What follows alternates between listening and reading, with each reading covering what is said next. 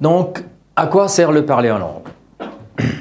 Donc, il y a 5 choses.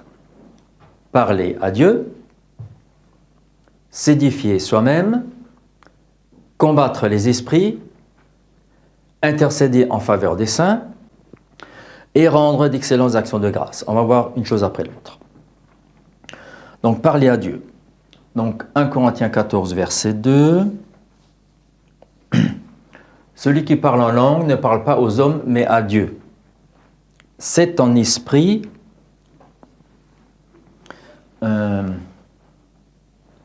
mais parle pas aux hommes, mais à Dieu, car personne ne le comprend, et c'est en esprit qu'il y a des mystères. Alors, qu'est-ce que ça veut dire? Personne ne le comprend, ça, on comprend ce que ça veut dire. C'est en esprit qu'il y a des mystères. On pourrait aussi le traduire. Il ne sait pas ce qu'il est en train d'opérer dans ces 5 choses. Est-ce qu'il est en train de parler à Dieu? Est-ce qu'il est en train de s'édifier, de combattre, d'intercéder, de rendre d'excellentes actions de grâce? Donc, celui qui parle en langue, il parle à Dieu avant tout, ok? Mais il peut aussi peut-être faire autre chose. Par exemple, je donne un exemple, une phrase bidon. Je vais partir faire du vélo. C'est une phrase qui veut exprimer une seule chose. Ou bien, je mets le four en route. C'est une phrase qui veut exprimer une seule chose. Par contre, déjà en hébreu, avec les signes, etc., ça peut vouloir dire plusieurs choses, mais le parler en langue, lui, ne fonctionne pas comme notre langue à nous. Il veut pouvoir dire plusieurs choses à la fois. Verset 3. Celui qui prophétise, au contraire, parle aux hommes, les édifie, les exhorte, les console. Donc ça, il faut faire une différence entre la prophétie du Nouveau Testament, où tout le monde peut le faire, tout le monde peut édifier, exhorter, consoler quelqu'un. Et ce n'est pas une chose trop dure de le faire, même un non-chrétien peut faire cela. À plus forte raison, les chrétiens, quand ils sont remplis du Saint-Esprit, peuvent le faire avec l'aide du Saint-Esprit. À ne pas confondre avec l'Ancien Testament, le prophète de l'Ancien Testament, qui lui était oint spécialement pour avertir de la part de Dieu, pour avertir, pour prédire l'avenir, pour parler directement de la part de Dieu. Verset suivant. Alors, celui qui parle en langue s'édifie lui-même. Celui qui prophétise édifie l'Église. Donc la prophétie, on a vu ce que c'est, édifier, exhorter, consoler. Maintenant, s'édifier soi-même, ça veut dire quoi? Alors, à l'époque, j'avais une petite lampe de poche avec une dynamo. Et puis, quand la batterie était vide, il fallait de nouveau tourner la manivelle pour recharger. Et c'est un peu ça dans le sens s'édifier soi-même, c'est-à-dire se recharger comme on recharge une batterie. Mais il y a un autre mot dans la Bible, un autre passage dans la Bible. Tu peux chercher Jean 2, verset 20, qui parle aussi de ce même mot, édifier. Le mot édifier, en grec, c'est wakodomeo. Bon, un truc comme ça, hein, wakodomeo. Donc, Jean 3, verset 20, Jean 2, verset 20, excuse-moi, les Juifs dirent, il a fallu 46 ans pour bâtir ce temple. Le mot bâtir, en grec, est exactement le même que s'édifier. Donc, au verset, on retourne bâtir ce temple. Donc le temple du Saint-Esprit, c'était un énorme édifice. C'était pas une petite tente, c'était pas une maison, c'était pas un hôtel ou un building. Hein, c'était, quand vous allez à Paris, voir l'édifice de Paris, c'est la Tour Eiffel. Vous êtes au pied de la Tour Eiffel, c'est colossal, c'est énorme, c'est pas un petit truc. Hein. Et nous, quand nous parlons en langue, nous nous édifions nous-mêmes, nous nous construisons comme à l'époque ils ont construit le temple du le temple de Jérusalem, un énorme édifice, et les démons qui ont été dépouillés à la croix ne sont pas colossales, mais nous sommes colossales par rapport à eux. Donc quand on parle en langue, on s'édifie soi-même, on se construit comme on construisait le temple de Jérusalem à l'époque. Nous sommes le temple du Saint-Esprit et nous nous construisons en parlant en langue. Verset suivant. Je désire que vous parliez tous en langue. Alors, je, c'est qui je? C'est l'apôtre Paul ou c'est Dieu? C'est l'apôtre Paul qui écrit, mais Dieu a dit toute parole est inspirée de la part de Dieu. Donc, même si l'apôtre Paul dit je, Dieu est d'accord avec ça. Et c'est aussi Dieu qui désire que tous parlent en langue. Alors, tous parlent en langue, ce n'est pas une obligation, ce n'est pas non plus un certificat de sainteté, c'est un don spirituel, un don pour pouvoir s'édifier, etc. On va voir la suite. On va passer au verset 18.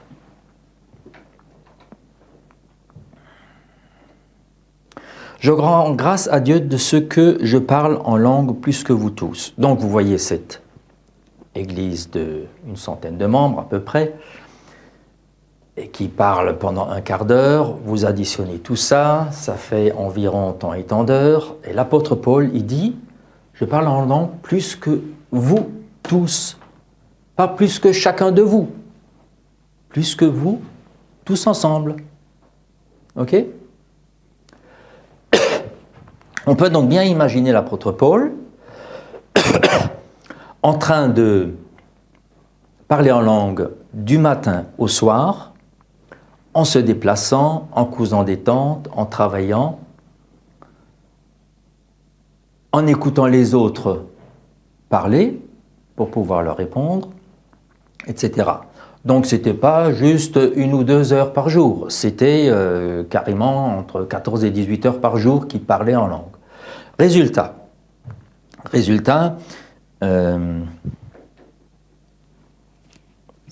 Corinthiens 11, verset 24.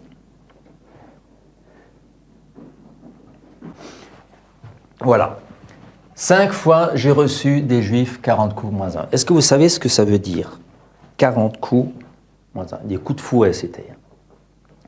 Normalement, on voit dans certains films, La Passion de Jésus, le fouet, ce que c'était des fouets avec des crochets et qui vous arrachaient la peau. C'était pas rigolo.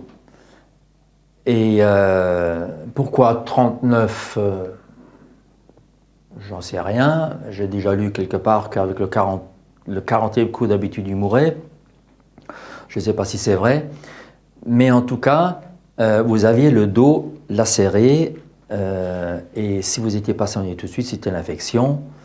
Et beaucoup en mouraient après. Mais lui, 5 fois.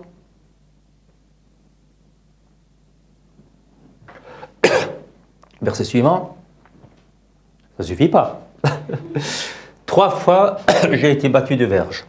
Alors, battre de verge, on voit aussi dans certains films ce que c'est. Ils prenaient avec des gros bâtons, hein, ils vous enfonçaient les côtes et vous avez les côtes cassées, vous avez du mal à respirer. Alors, non seulement il avait 5 fois le dos lacéré, 3 fois battu de verge, 1 fois il a été lapidé. Vous savez ce que c'est être lapidé? on vous jette des cailloux jusqu'à ce qu'on ne voit plus rien de vous. Vous étiez enterré, enfin, encaillouté, quoi. Hein. Vous étiez couvert de... le premier caillou qui vous arrivait à la tête, vous tombez. Et puis ensuite, voilà, il y avait un certain poids de pierre sur vous, vous étiez censé rester là-dedans. Une fois, lui, il était toujours vivant. 3 fois, j'ai fait naufrage. À l'époque, il n'y avait pas de bouée de sauvetage. Et vous aviez bien être un bon nageur. Si vous faisiez 2 km dans les vagues, c'est déjà pas mal. 10 km, c'est déjà un peu surnaturel. Et puis après, vous épuisiez de force. Mais non, lui, il était toujours vivant. Ce qui se passait, c'est que l'apôtre Paul se construisait non seulement physiquement, non seulement en esprit, mais aussi physiquement, plus vite que le diable n'arrivait à le détruire. 1 Corinthiens 14, verset 6.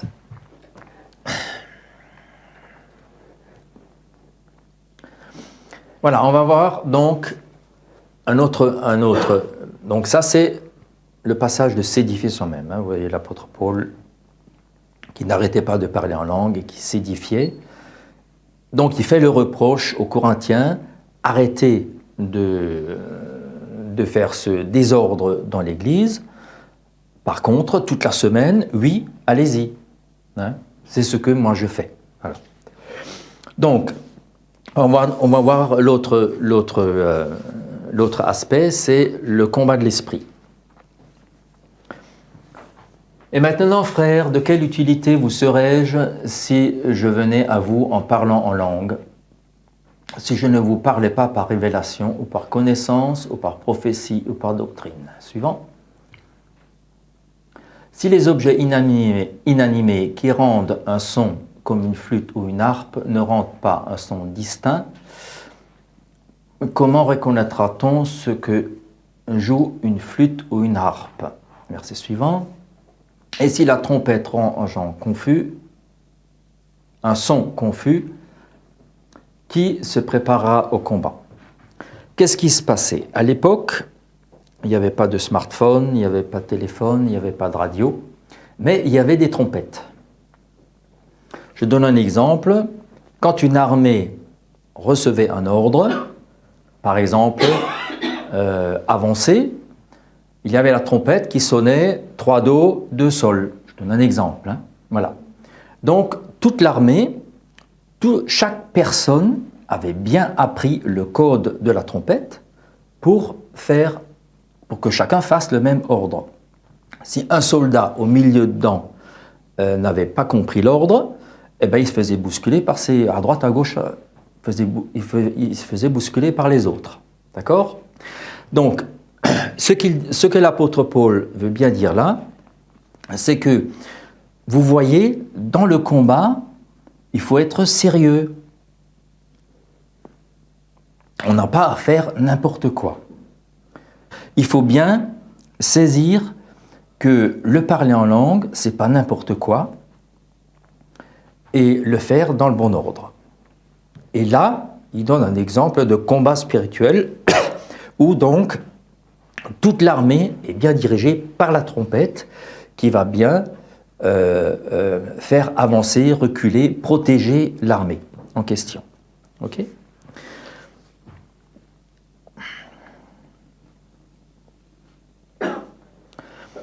Donc, verset suivant. De même, si par la langue vous ne donnez pas une parole distincte, comment saura-t-on ce que vous dites, car vous parlez en l'air? Le mot air ici, car vous parlez en l'air. Le mot air, ce n'est pas... ça n'a pas de sens.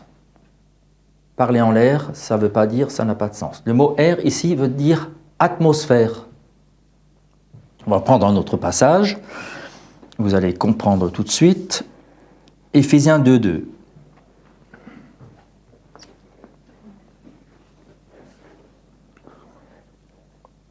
Donc vous parlez, car vous parlez dans l'atmosphère quand vous parlez en langue, hein,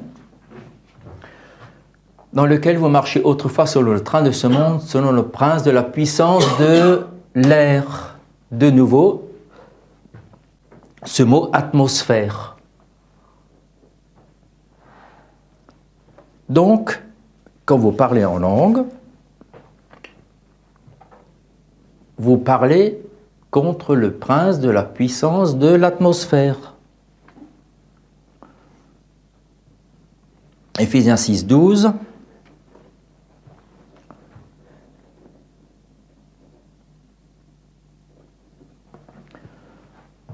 Contre les esprits méchants dans les lieux célestes. Il y a l'atmosphère qui est autour de notre planète et il y a, encore plus loin, dans les lieux célestes, ce que nous combattons.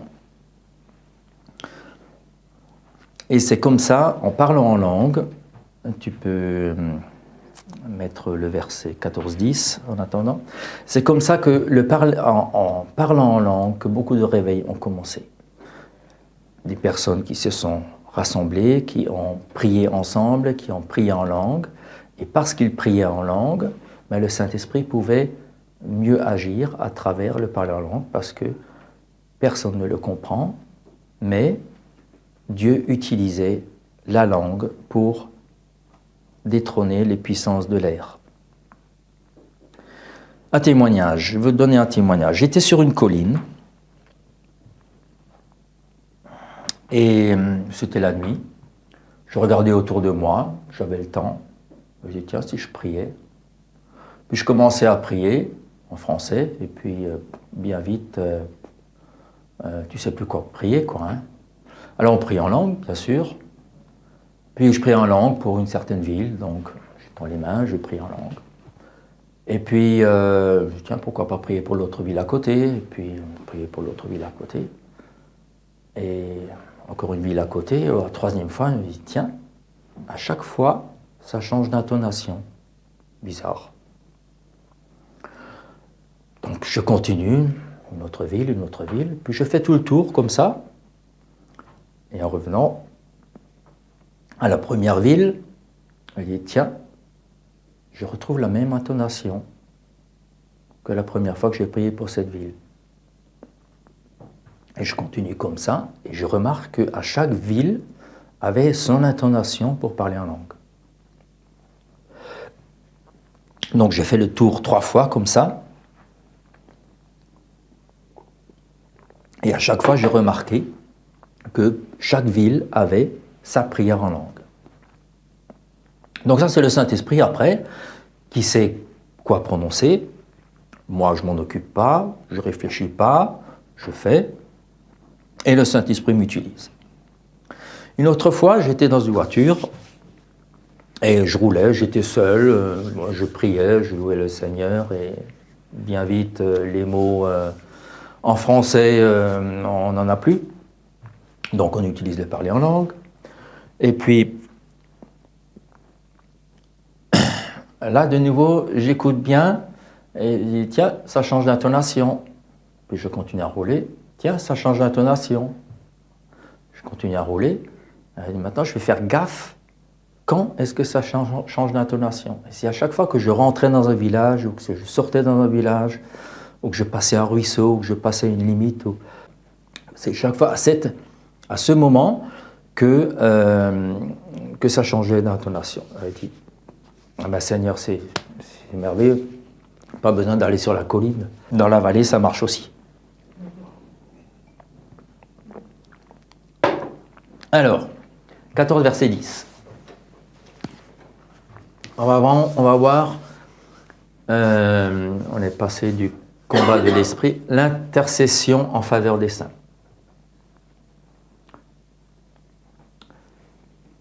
Aussi nombreux que puissent être dans le monde les diverses langues, il n'en est aucune qui soit sans signification. Suivant.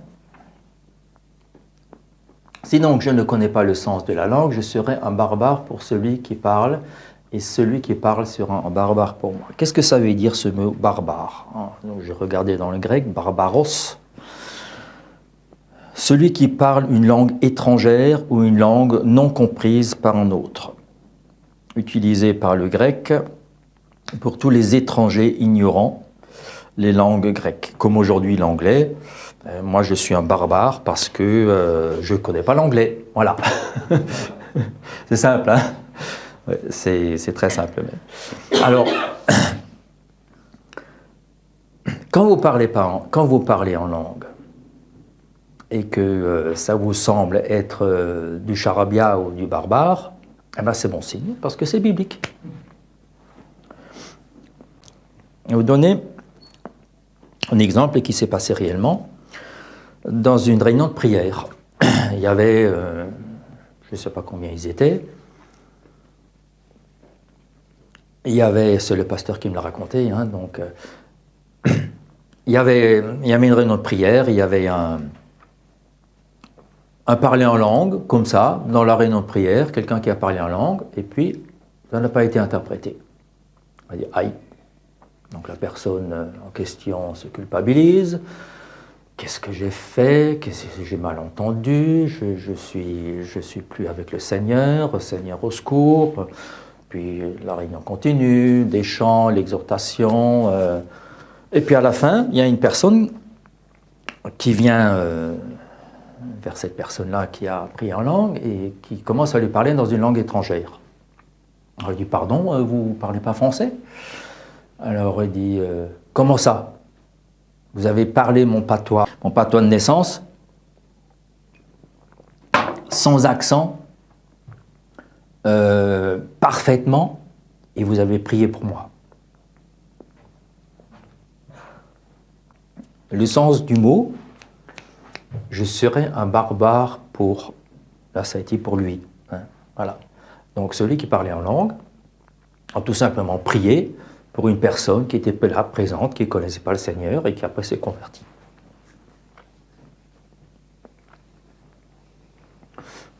Verset 12.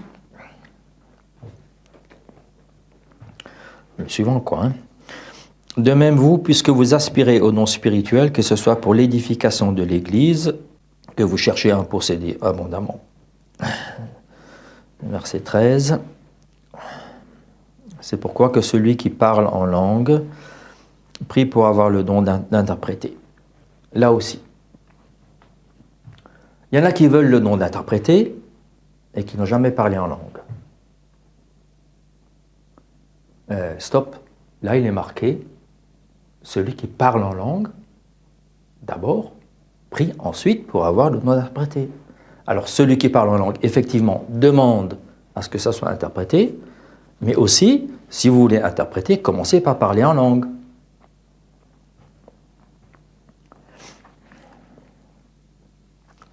Verset 14, ça c'est facile à retenir. 1 Corinthiens 14, 14. Pensez au Corinthiens 14, c'est le chapitre qui parle du parler en langue. 14, 14, c'est vraiment le verset à citer pour quelqu'un qui veut commencer à parler en langue. Car si je prie en langue, mon esprit est en prière, mais mon intelligence demeure stérile. Mon intelligence demeure stérile. Ça, pour un Français, c'est dur. Nous sommes, depuis la maternelle, on nous apprend à raisonner, à être cartésien, à raisonner et à raisonner encore. Seulement, les médecins, avec leur machin qu'ils nous mettent sur la tête pour voir ce qui se passe dans le cerveau, je ne sais plus comment ça s'appelle, encéphalogramme ou scanner, enfin, il y a tellement de trucs aujourd'hui.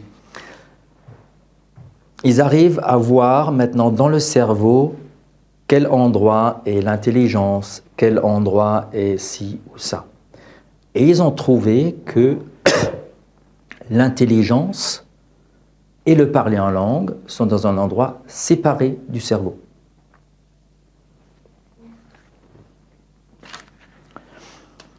Et donc, quand on parle en langue, on n'utilise pas notre partie intelligence. On utilise notre partie qui est ailleurs pour le parler en langue. C'est une autre partie du cerveau. Mon intelligence demeure stérile.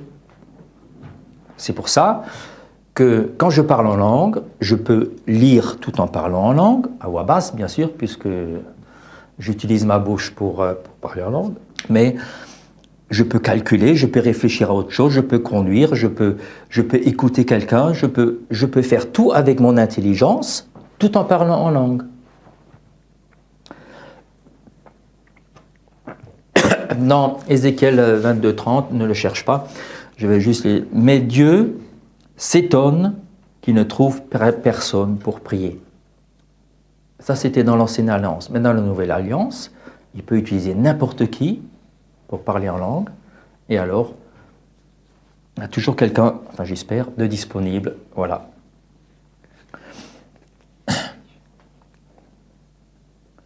Quand on prie en langue, il n'y a pas de meilleure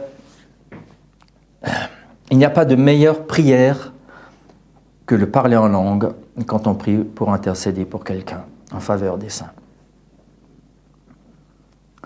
Éphésiens 6, verset 18.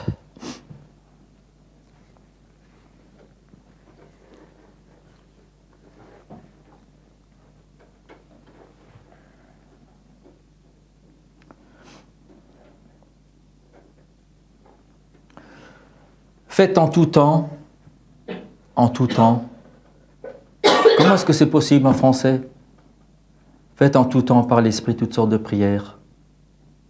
C'est pas possible, mais en parler en langue, c'est possible. Et par l'Esprit, on verra plus loin dans 1 Corinthiens 14 que la prière en langue et prier par l'Esprit, c'est la même chose. Dans un autre verset. Hein. Donc, faites en tout temps par l'Esprit, donc en priant en langue, toutes sortes de prières et de supplications. Ça, c'est encore une fois autre chose. Là, on peut prier aussi avec l'intelligence et prier pour tous les saints. Voilà. 14, verset 16. Maintenant, on va voir un autre aspect encore du parler en langue, c'est les actions de grâce. Autrement, si tu rends grâce par l'Esprit, comment celui qui est dans les rangs d'un simple auditeur répondra-t-il Amen à ton action de grâce, puisqu'il ne sait pas ce que tu dis? Verset suivant. Tu rends, il est vrai, d'excellentes actions de grâce, mais l'autre n'est pas édifié. Est-ce que tu peux mettre sur la traduction 21, sur la 21, le même verset? D'excellentes actions de grâce. Il est marqué là, d'excellentes actions de grâce. Et dans la seconde 21, il est marqué de belles prières de reconnaissance. Une sacrée différence, hein? C'est vachement dilué. Alors, j'ai étudié le truc, je me suis dit, c'est presque pas possible. Reviens au normal, je dirais. Alors, excellence. Je fais kalos en grec. Ça veut dire précieuse, louable, magnifique, admirable, ne laissant pas de place aux reproches. C'est autre chose qu'une belle prière. Hein? Définition de action de grâce. Être reconnaissant, ressentir de la reconnaissance, rendre grâce, remercier. C'est autre chose que juste une belle prière de reconnaissance. Voilà, je voulais juste dire d'excellentes actions de grâce, ça veut dire quoi au juste? Donc, j'ai fait une recherche, déjà il y a très longtemps, quand les ordinateurs étaient encore sous DOS, j'ai fait une recherche parce que c'est quelque chose qui me tracassait, cette excellente action de grâce. Qu'est-ce que ça veut bien pouvoir dire, etc. Et puis, c'est le seul passage dans toute la Bible qui parle d'excellentes actions de grâce. C'est le parler en langue. Et malgré que c'était mal utilisé, c'était quand même des excellentes actions de grâce. Et j'ai fait des recherches donc, et 119 fois dans la Bible, il est parlé d'actions de grâce. Et une seule fois d'excellentes actions de grâce.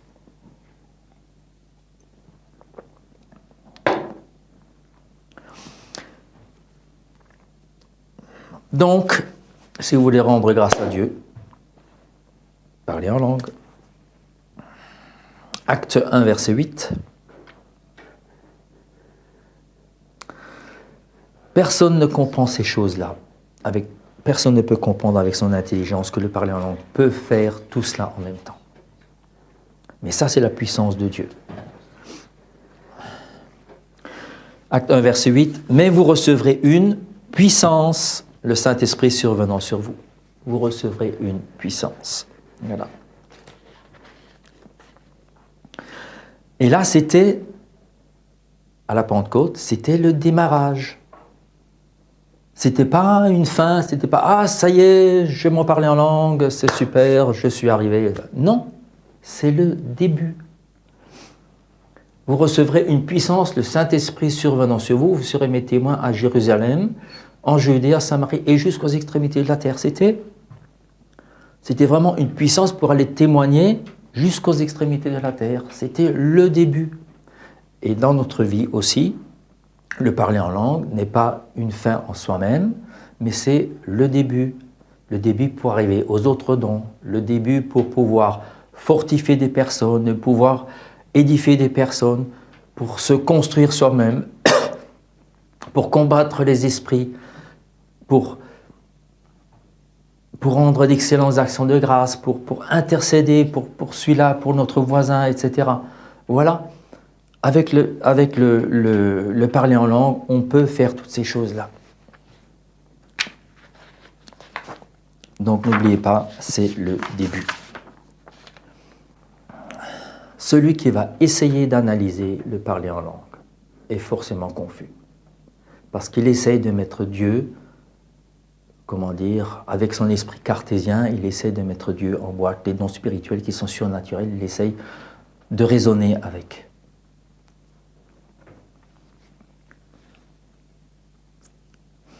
Donc, je vais vous donner un conseil pour que vous puissiez prier pour ceux qui ont besoin d'être baptisés du Saint-Esprit. Avant tout, premièrement, c'est Jésus qui baptise du Saint-Esprit. Ce n'est pas vous. Deuxièmement, chacun est différent et il reçoit différemment. Attention aux témoignages qu'on entend. Il y a un gros truc qui est venu, il y a une chaleur qui est venue, on entend tellement de témoignages différents parce que nous sommes différents. Donc ne vous appuyez pas sur des témoignages, mais appuyez-vous sur 1 Corinthiens 14, 14. Appuyez-vous sur toute la parole de Dieu qui parle du parler en langue. Appuyez-vous sur la Bible et pas sur les témoignages. Ensuite, personnellement, j'aime pas prier pour quelqu'un comme ça, de but en blanc, sans l'avoir enseigné. Pourquoi? Parce que s'il y a quelque chose de surnaturel qui arrive, dans le sens une chaleur ou des picotements ou un truc comme ça, il ne va pas avoir la responsabilité pour se jeter à l'eau tout le temps. Nous avons nous-mêmes notre libre arbitre. Nous devons utiliser notre intelligence et écouter le Saint-Esprit. Simplement, par exemple, nous-mêmes, si on se promet, à chaque fois que je pense, ou que le Saint-Esprit me fait penser, ou que le Saint-Esprit me souffle dans l'oreille, ou que le Saint-Esprit me parle et me fait penser que, tiens, je pourrais parler en langue, eh bien, faisons-le. Et vous verrez,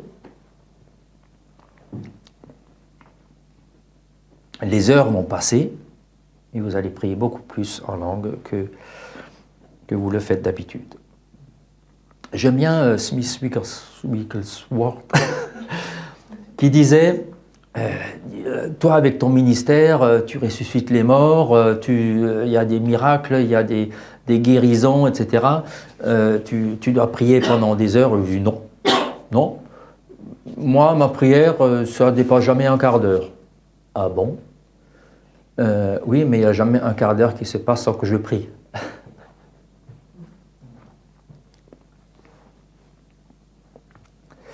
Car si je prie en langue, mon esprit est en prière, mais mon intelligence demeure stérile. Alors, si vous priez pour quelqu'un qui a soif de parler en langue, premièrement, soyez assurés qu'il soit né de nouveau. Est-ce que vous avez vraiment invité Jésus-Christ dans votre cœur? Parce que s'il n'est pas né de l'esprit, il ne peut pas parler en langue de la part de l'esprit. Hein, ça peut être dangereux. Ok? Ensuite, rappelez-lui que le charabia, sans son intelligence, en faisant confiance à Dieu, ce sont d'excellentes actions de grâce.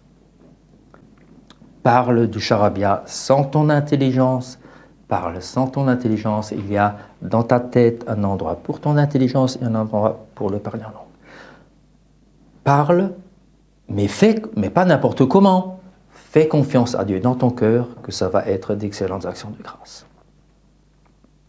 Ensuite, encouragez-le. Encouragez-le à prier plus fort, à prier moins fort, à articuler. Dites-lui d'arrêter, de redémarrer. Et quand vous voyez qu'il contrôle bien, ben voilà. Là, tu vois, ça ne peut pas venir du diable. Parce que le diable, quand le diable saisit quelqu'un, il ne contrôle rien. Mais là, toi, tu contrôles tout. Donc, ça vient vraiment de Dieu. Ensuite, vous écoutez, sans parler en langue, et vous demandez l'interprétation. Et vous lui dites. Et ça va encourager. Toujours rappeler la personne de ne pas enterrer le don, mais de l'exploiter. La parabole des talents le montre bien. Il a donné 10 talents, à l'autre 5, à l'autre 1. Celui qui en avait un, il l'a enterré. Et après, il en a fait quoi? Ça fait quoi? Il l'a rendu et les autres ont rendu le double. Soyons pareils avec Dieu. Le parler en langue, c'est comme un muscle. Si on n'entraîne pas, il s'endort. Et la personne est maintenant responsable de s'édifier soi-même. Alors, mes amis, mettez en pratique. Quand tu pries, Matthieu 6, verset 6, quand tu pries, entre dans ta chambre, ferme la porte et prie ton Dieu. Si tu n'as plus de paroles en français, utilise ton charabia. Tu vois qui rigole là derrière. Utilise ton parler en langue. Et ton Père, qui voit dans le lieu secret, te le rendra. Bonne application.